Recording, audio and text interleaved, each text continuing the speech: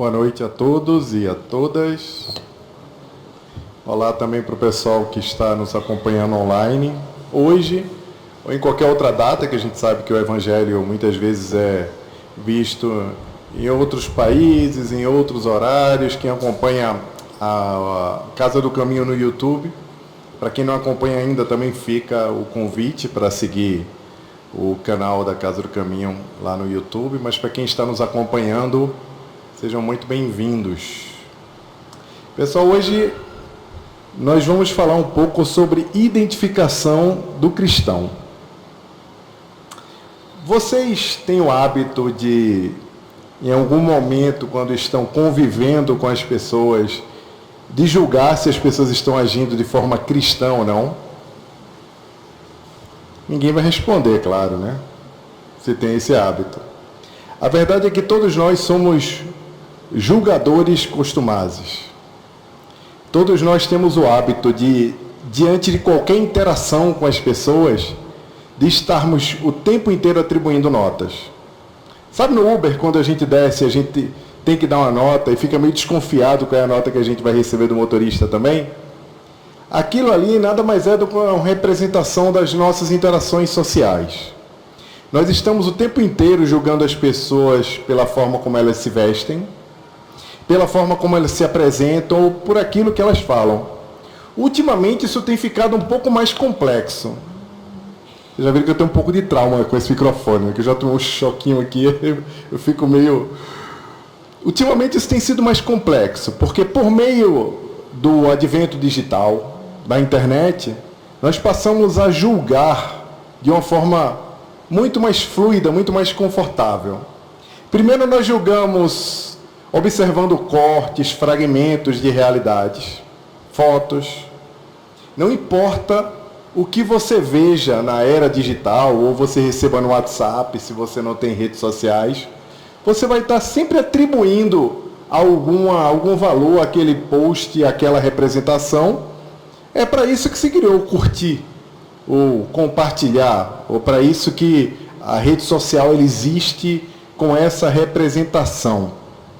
O problema não é a representação da rede social ou a atribuição que nós damos a algum tipo de postagem. O problema é que, diante dessa abundância de exposição, nós nos sentimos muito confortáveis para observar as coisas e atribuirmos esse julgamento. Julgamento da vida das pessoas. É assim que quando a gente olha alguém que está correndo às 5 horas da manhã, enquanto você está abrindo os olhos ou fazendo algum esporte, você olha assim e você curte assim com aquela inveja de ponta e fala, eu estou acordando agora, essa pessoa já correu. Eu estou aqui comendo o resto de ontem e essa pessoa está postando esse prato lindo aqui nas redes sociais. Isso é uma exibida, um exibido. Olha, primeiro, para acalmar o coração de todo mundo que passa por isso, não importa a hora que você acorde, vai ter sempre alguém que correu 10 quilômetros antes de você abrir o olho. Eu acordei às 3 da manhã hoje. Não tinha ninguém que tinha corrido não, mas tinha um monte de gente fazendo uma série de coisas lá. Eu estou falando isso para a gente fazer uma reflexão sobre esse ensinamento de Jesus, que está no capítulo 18 do Evangelho segundo o Espiritismo, por meio de uma mensagem do Espírito Simeão. Quando a gente fala em reconhece-se o cristão pelas suas obras, automaticamente quando nós estamos lendo essa mensagem, nós pensamos, quem são esses cristãos que não têm obras ou que não são reconhecidos exatamente porque são árvores que não dão bons frutos? Nós começamos a pensar imediatamente no outro. O que a gente esquece é que essa mensagem do reconhecimento do cristão pelas suas obras, ela foi escrita e foi provocada para nós avaliarmos e observarmos o cristão diante do espelho. Não há utilidade alguma em fazer uma observação tentando identificar se uma pessoa é mais cristã ou menos cristã que você. Não há utilidade moral alguma no Evangelho com uma proposta de redenção individual, com um impacto no coletivo, que você saiba quem é cristão ou quem não é cristão. Na rede social você atribui valor ou algumas vezes você é mais ousado e começa a odiar de uma forma muito confortável, condenando algumas condutas que ali estão. Porque parece que todo mundo acredita que é invisível quando está na rede social. Mas, gente, ninguém é invisível não, tá? A gente é mais visto quando está na nossa atividade digital do que aqui no mundo afora. Não é bem assim como a gente imagina. A questão é que quando a gente entra em contato com a mensagem do Evangelho, a gente tem essa tendência de pensar sobre o outro. O espírito de Simeão, tem uma curiosidade sobre ele que eu já contei uma outra vez que eu falei sobre esse tema aqui. É um espírito que tem uma conexão, uma alusão, segundo os estudiosos, ao Simeão, que é aquele profeta, aquele homem que é narrado no Evangelho de Lucas 2, 25, que quando Jesus foi apresentado ao templo, ainda como quando criança, ele era um senhor de idade, que era conhecido porque dizia que os espíritos, ou o Espírito Santo, como está lá na Bíblia, dizia que ele só morreria depois que ele conhecesse o Messias, o Cristo do Senhor. E no templo, quando Jesus é apresentado, ele pega aquela criança diante de Maria e José, levanta e fala, agora eu posso morrer. Já tinha mais de 100 anos, gente. Já estava cansado, mas estava esperando Jesus. E falou e fez profecias sobre aquela criança, sobre qual seria a importância dela. Nessa mensagem, na verdade, ele tem duas mensagens dentro do Evangelho segundo o Espiritismo. Ele fala sobre essa árvore que é a árvore do cristianismo. Ele fala sobre esses frutos, que são os frutos que nós cristãos devemos dar como árvore que somos também de alguma coisa, ou co-criadores, como diz Emmanuel André Luiz, no Evolução em Dois Mundos, aquele livro da série A Vida no Mundo Espiritual. Eu falei Emmanuel porque aquele livro ali é a maior virada intelectual da literatura espírita. André Luiz vem se comportando como um grande aprendiz ao longo de toda a sua jornada, desde nosso lar, não é, Carlos? Eu tenho até um estudo que eu faço sobre Obreiros da Vida Eterna, que eu falo, gente, bota a hashtag aí, André Luiz somos nós, porque ele é tão curioso, ele pergunta coisas que nós perguntaríamos, e é uma humildade enorme para a gente poder observar. E daqui a pouco ele aparece falando em cocriação do mundo, começa falando de uma complexidade do mecanismo do mundo espiritual, que você fica, nossa, peraí. E você vê que a perfeição da continuidade daquela obra e como aquele espírito se revela tão grandioso, mas que se fez tão pequeno para nós entendermos coisas simples, como a glândula pineal, antes da ciência sequer saber que tinha utilidade. Coisas simples como a composição do nosso cérebro e como a nossa mente funcionava, antes da psiquiatria evoluir e entender os mecanismos da chamada loucura.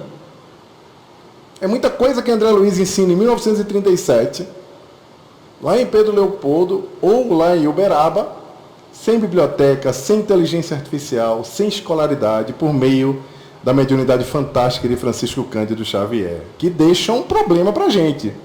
Chico Xavier deixou um grande problema para os incrédulos e para aqueles que duvidam. Ou você acredita que os espíritos existem de verdade, ou você acredita que está diante do maior gênio da história da humanidade, com capacidade de escrever quase 500 livros, com a multidiversidade temática, fazendo previsões que a ciência sequer tinha entendimento que aconteceria. Você vê que tem uma hora em Nosso Solar, quem viu o filme aí lembra, que eles começam a mandar e-mails para os entes queridos. Tem uns equipamentos assim que parecem uns tablets, uns equipamentos, e ele começa a mandar e-mail.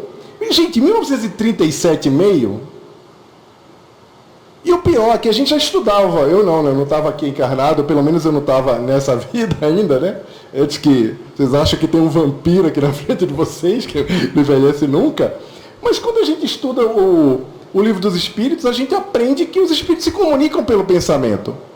Se comunicam pelo pensamento, a gente olha ao nosso lar e entende por que estão andando aqui esses, parece telégrafo, e-mail, o que é que está acontecendo aqui?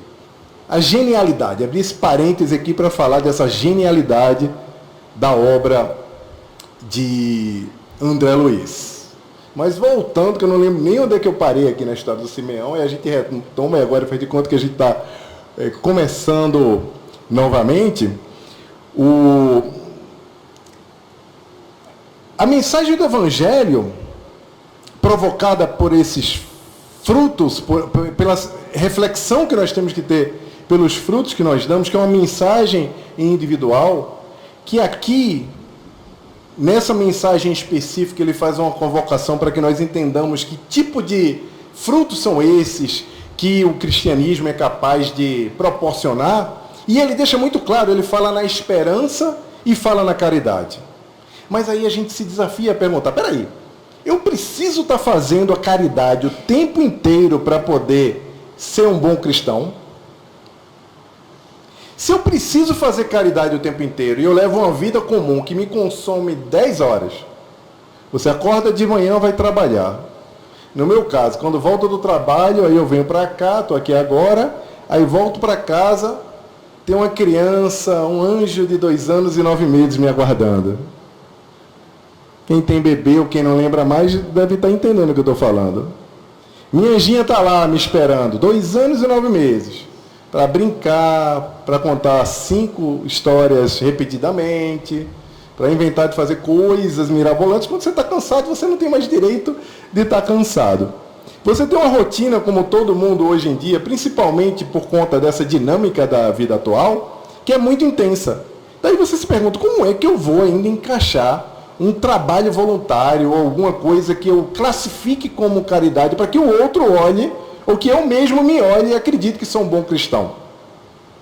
A verdade é que nós esquecemos que a mensagem do Evangelho, a mensagem proposta pelo cristianismo e pelo espiritismo, não é um convite para que você fique em estado permanente de vida numa ONG, ou que a sua vida seja sempre feita por meio do que a gente classifica como caridade, porque geralmente é o benefício material, é fazendo alguma coisa para o outro do ponto de vista material, ir no hospital, distribuindo comida.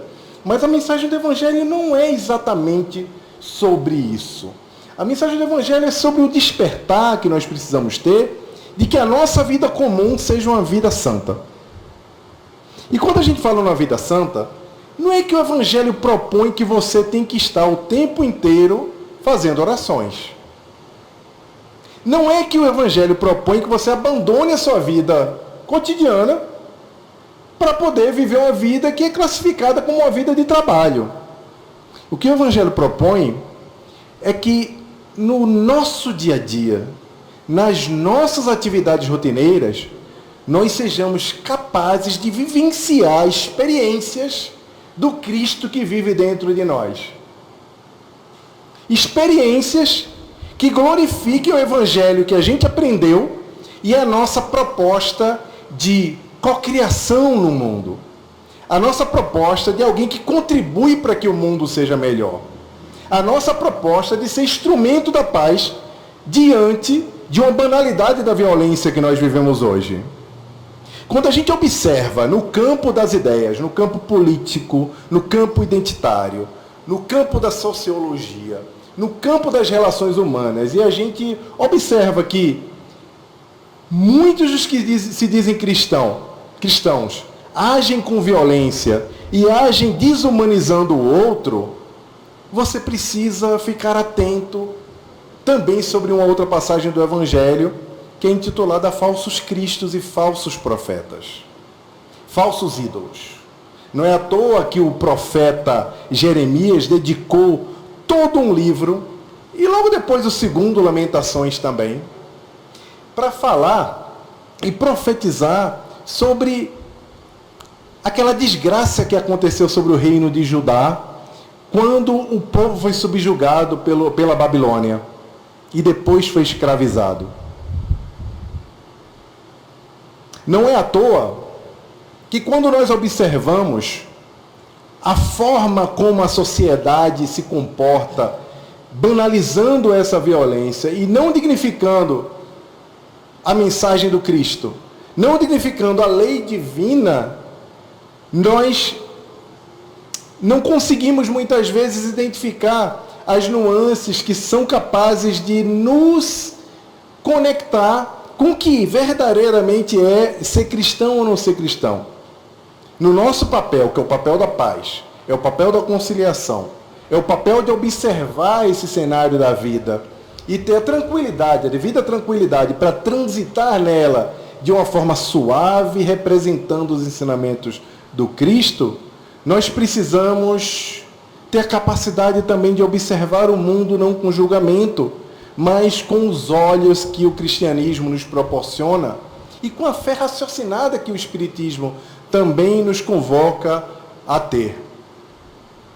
É por isso que na nossa tarefa cotidiana nós somos convidados a esse momento de reflexão sobre aquilo que nós fazemos. Não importa se você é uma professora, um pipoqueiro, um pedreiro, se você trabalha no escritório, se você é aposentado. Jesus foi carpinteiro durante 30 anos. Fazia mesas, cadeiras e objetos que um carpinteiro faz. E mesmo assim, ele desempenhou a tarefa de carpinteiro com muita tranquilidade e resiliência, mesmo sabendo que aquela não era a sua grande missão espiritual, que ele tinha uma revolução para fazer nesse mundo. Ele sabia que Deus opera por nossos braços e por nossas mãos, através das nossas atividades cotidianas e não por meio de uma grande missão espiritual que nós acreditamos ter. Alguns de nós acreditamos que só seremos importantes para o Cristo, para o mundo, se formos palestrantes, se formos escritores famosos, se tivermos grandes obras e grandes empreendimentos sociais, mas esquecemos que o Cristo se manifesta através de nós, por meio das nossas tarefas cotidianas, no trabalho, na hora de fazer uma escolha correta, na hora que você ajuda uma pessoa que precisa de um ouvido só, que você escute aquela pessoa em silêncio, na hora que você observa um erro e você se cala, na hora que você está na rede social, você vê uma coisa absurda e você simplesmente sabe que você só precisa seguir. Não precisa você escrever nada. Não é fácil. Às vezes eu começo a escrever e eu apago depois porque já passou a vontade de escrever. Porque toda vez que eu estou lá no Instagram e escrevo alguma coisa, vem uns 10 haters atrás de mim. Nunca vi seguidor. Aí a gente tem que balizar. E tem gente que não aguenta. Eu não aguento hater. Eu fico enlouquecido quando a pessoa começa a me xingar na internet. Principalmente por coisas absurdas. É difícil viver nesse mundo agora, observando o outro, quando nós deveríamos nos observar. A mensagem do Evangelho é uma mensagem de autoobservação. Eu trabalhei numa empresa uma vez que tinha uma senhora que ela tinha uma imagem de Cristo na mesa, no quadro, na sala dela. Eu, quando cheguei a assumir a operação dessa empresa, eu acabei com todas as salas. A única sala que ficou intacta foi a sala dela. E era curioso, assim, que ela tinha um comportamento muito peculiar com os colegas, né? Ela falava bastante mal dos colegas, ela causava aquelas intrigas, ela era a pessoa que chegava lá para o presidente para falar as coisas. E eu um dia olhei para aquela imagem lá e disse, meu Deus do céu, tem um Cristo olhando para ela todo dia. E aí eu não consegui desver. Tem coisa que você vê, você não desvê mais, né? Toda vez que eu passava na frente da sala, eu via aquele Jesus lá. E eu dizia, meu Deus, ela tem um Jesus ali, gente. Como é que pode um negócio desse? Aí você tem dois caminhos quando você observa esse tipo de coisa. primeiro é você descrer. Você falar que, poxa, olha aí como a religiosidade não contribui para a vida de ninguém. Olha como a pessoa é religiosa e é a maior causadora de intrigas, porque a gente está aqui numa casa espírita e a gente está também online. Tem coisas que eu não posso falar aqui, porque vai ficar gravado na internet. E o Regis não vai desligar a câmera, vai, Regis, para eu falar? Não, né? Não vou falar, mas é brincadeira, não vou falar nada não, tá, gente? Mas eu fico, ou você pensa nisso, vou descrer, ou você pensa de uma outra forma. Imagina se Jesus não estivesse olhando para ela todo dia. Vocês percebem que tudo tem uma forma da gente encarar? Vocês percebem que, por mais que nós tentemos ou alcançar uma história, julgar um comportamento, julgar a religiosidade do outro, julgar a forma como o outro se manifesta no ambiente digital, nós nunca conseguiremos ler a história do outro. São histórias fragmentadas, muitas vezes muito sofridas. Às vezes as pessoas que fazem esse tipo de coisa são pessoas que aprenderam que essa era a única forma de serem queridas ou acolhidas no ambiente profissional, por exemplo. Ela não sabe outra forma de ser promovida, de ter prestígio, de receber aumento. E uma vez que você já sabe, você sabe que, se vocês forem do time aqui, só com muito trabalho, muita ralação, e você não joga esse tipo de jogo, você já aprendeu pela vida que o melhor caminho é o outro caminho, mesmo assim, você não pode passar pelo critério do julgamento para observar o outro e tentar entender aquela história. Na verdade, a história dos outros não importa muito para a gente quando nós estamos julgando e contando ela com a nossa mente. O que importa de verdade é a nossa história. Mas sabe qual é a melhor notícia? É que Deus não está muito interessado no nosso passado. Deus não está muito interessado em o quanto nós erramos. Ele já tem leis perfeitas estabelecidas para cuidar das nossas transgressões à lei. O que Deus observa no caráter atemporal é o germe, a semente crística que há em cada um de nós. Foi olhando Zaqueu, um publicano, que ele viu Bezerra de Menezes. Foi olhando Mateus, um publicano, que ele viu um grande seguidor que contribuiu para a proliferação da sua palavra. Deus sabe exatamente quem é cada um de nós. E sabe mais do que a gente. Daí também não importa muito a gente ficar se julgando e não se perdoando. Não importa o que aconteceu na sua vida e que tipo de sofrimento você abraçou por sua própria causa. Você é amado infinitamente, incondicionalmente, pelo Pai Nosso que está nos céus. Daí, quando vocês lerem novamente essa mensagem, no Evangelho no Lar, lembrem-se de que esse cristão que precisa ser reconhecido é o cristão no espelho. Esse que eu estou olhando aqui agora, já que eu não estou me vendo, eu deveria estar com o espelho aqui, porque essa mensagem é para mim mesmo.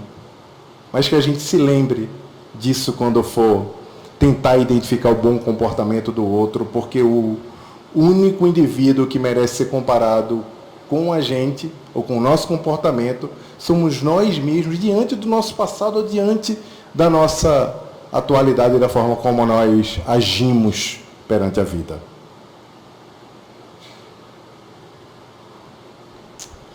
Que Jesus nos abençoe, hoje e sempre.